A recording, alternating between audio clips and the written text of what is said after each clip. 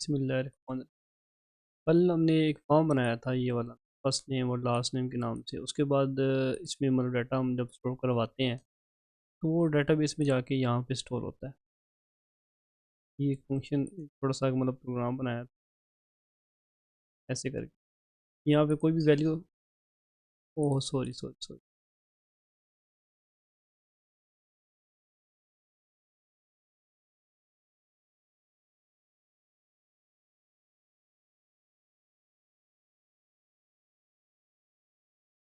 अब हो रही है स्क्रीन शेयर?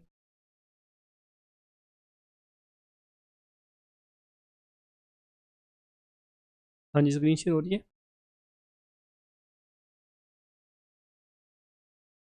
तो ये बेसिकली जो था ना हमारा, ये थोड़ा सा मिनी प्रोजेक्ट समझ लें कि अब यहाँ पे कोई भी डाटा ऐड करते हो, जैसे मैं यहाँ पे असद ऐड और सबमिट करता हूँ यहाँ पे। जब रिफ्रेश करता हूँ तो यहाँ पे देखें डाटा यहाँ पे ऐड हो। और यहाँ पे मैं कोई भी नया डाटा ऐड कर देता हूँ, जैसे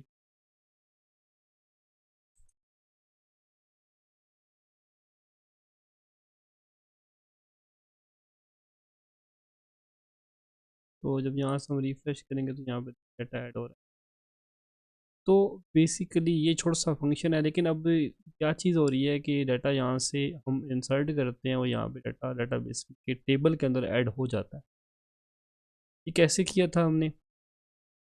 ये एक छोटा सा फॉर्म, पहले हमने कनेक्शन बनाया था ये वाला, ठीक है।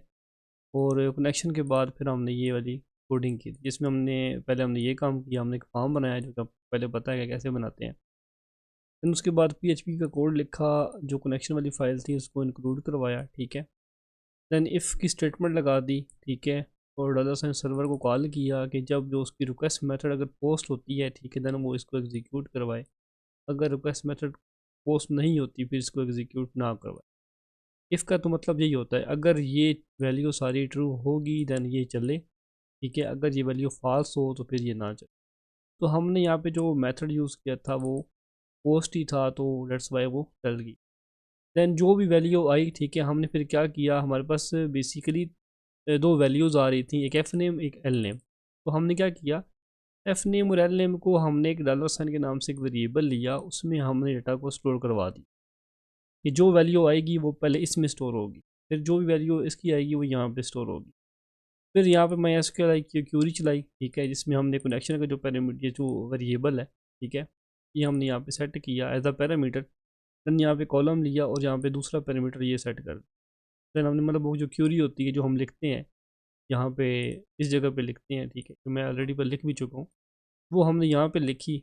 यहाँ पे हम वो वैल्यू लिखते थे जैसे असल यहाँ पे लिखते थे, ठीक है, यहाँ पे ये चीज़ें लिखते थे। तो बजाय इसके कि हम ये चीज़ें लिखें कि हम अभी रियल प्रोजेक्ट पे काम कर रहे हैं, तो हम यहाँ पे वेरिएबल लिखेंगे, ठीक है।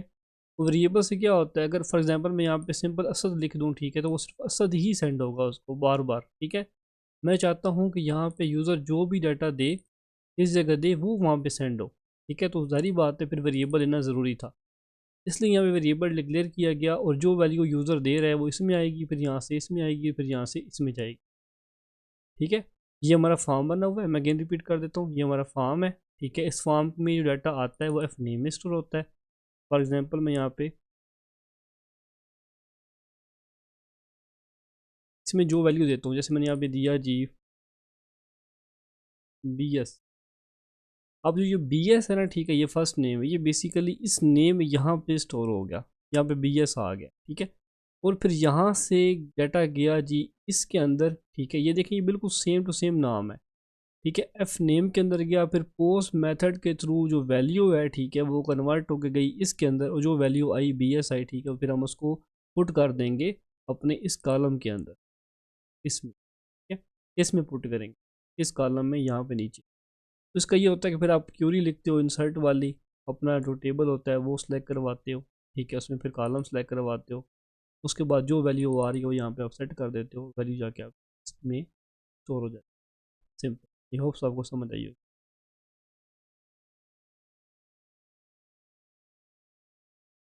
कोई क्वेश्चन है तो पूछें।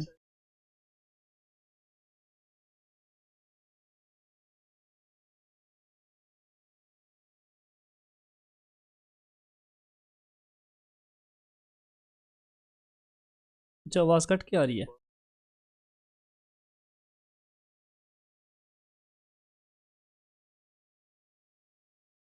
मैं आपको ये कोड पूरा दोबारा सेंड कर दूँ, ठीक है। उसमें शायद मैंने ये यूज़ किया था, उसमें मैंने डैश यूज़ किया था, सिर्फ ये रोला था, ठीक है। डैश यूज़ नहीं करना वहाँ पे, आपने ये चीज़ यूज़ करनी होती है, ठीक है। तो शायद उसमें ये प्रॉब्लम, ये चेक कीजिएगा। या फिर यहाँ पे ना डबल इक्वल ना लिखो, सिंगल इक्वल लिखो, तो आपने डबल इक्वल कर। बाकी तकरीबन कोड ठीक था, बस इस लाइन में प्रॉब्लम थी, ठीक है। डबल इक्वल ही लिखा हुआ था और यहाँ पे डैश डाला हुआ, ठीक है। कंटेक्स्ट का मसला था, बाकी ठीक। आगे चलें, समझ आ रही है। चलो आगे चलते हैं जी। अब क्या सीन है कि हमने ये काम तो कर लिया।